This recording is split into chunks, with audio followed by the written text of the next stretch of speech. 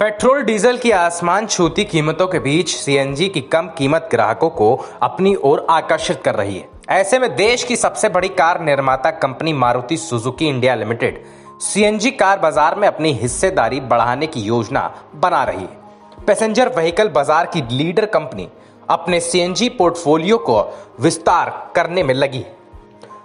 Maruti Suzuki Bharat में CNG से चलने वाली कारों को पेश करने वाले सबसे शुरुआती कार निर्माताओं में से एक है। मारुति सुजुकी ने वित्तीय वर्ष 2021 में 1,57,954 यूनिट्स के साथ अपनी अब तक की सबसे ज्यादा सीएनजी कारों की बिक्री दर्ज की और इसकी 12,93,840 यूनिट्स की कुल यात्री वाहन बिक्री में 12.20% का योगदान दिया। इससे कंपनी को पिछले अप्रैल में डीजल बाजार से बाहर निकालने के बाद बिक्री में हुए नुकसान की भरपाई करने में भी मदद मिली। मारुति ने पिछले साल नए BS6 मानक इंजन के लागू होने के बाद डीजल कार बनाना बंद कर दिया था। रिपोर्ट्स के मुताबिक मारुति सुजुकी की संचयी सीएनजी कार की बिक्री पिछले महीने 6 लाख यूनिट्स को पार कर गई। अप्रैल में 5 लाख का आंकड़ा पार करने के बाद अगली 1 लाख यूनिट्स की बिक्री में मुश्किल से 7 महीने लगे। साल 2010 में अपना पहला factory fitted CNG model Wagon R पेश करने के बाद कंपनी ने भारत में अपनी सीएनजी टेक्नोलॉजी से खूबियों को साबित किया।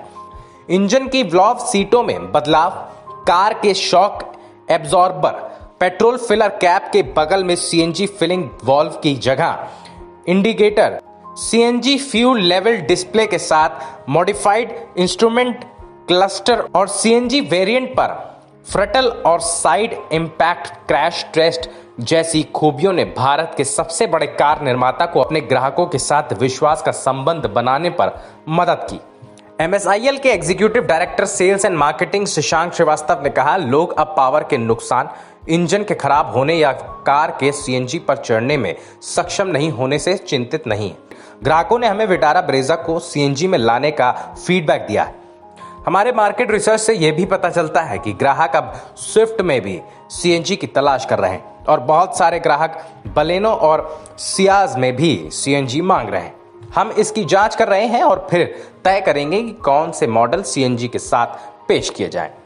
मारुति की सबसे ज्यादा बिकने वाली सीएनजी कार अभी भी वैगन आर है। Company Alto, Espresso, Eeco, Ertiga, Tour S और टूर एम, टैक्सी और सुपर कैरी में भी सीएनजी का ऑप्शन देती है। श्रीवास्तव ने हाल ही में सिलेरियो की लॉन्चिंग के मौके पर कहा, हम सीएनजी से लैस अपने पोर्टफोलियो में और 3-4 मॉडल शामिल करेंगे। हालांकि मैं आने वाले मॉडलों के बारे में ज्यादा नहीं बता सकता, इसमें कुछ डेवलपमेंट टाइम और शेड्यूल है। वाहन उद्योग के संगठन society of India automobile manufacturers की एक रिपोर्ट के मुताबिक साल 2019 में 143 शहरों में 1300 स्टेशन थे। अब 293 शहरों में सीएनजी नेटवर्क का विस्तार लगभग 3,500 फिलिंग स्टेशनों तक हो चुका है। ये 2025 तक 6,000 स्टेशनों तक होने की ओर बढ़ रहा है और साल 2030 तक 10,000 स्टेशनों तक पहुंच जाएगा। श्रीवास्तव ने कहा, सरकार पेट्रोल और डीजल के बजाय परिवहन के लिए सीएनजी के इस्तेमाल पर भी जोर दे रही है, क्योंकि सीएनजी आयात करने के लिए बहुत सस्ता है और देश की उच्च कच्चे तेल आयात लागत को ऑफसेट करने में मदद करता है। Bureau report, V news.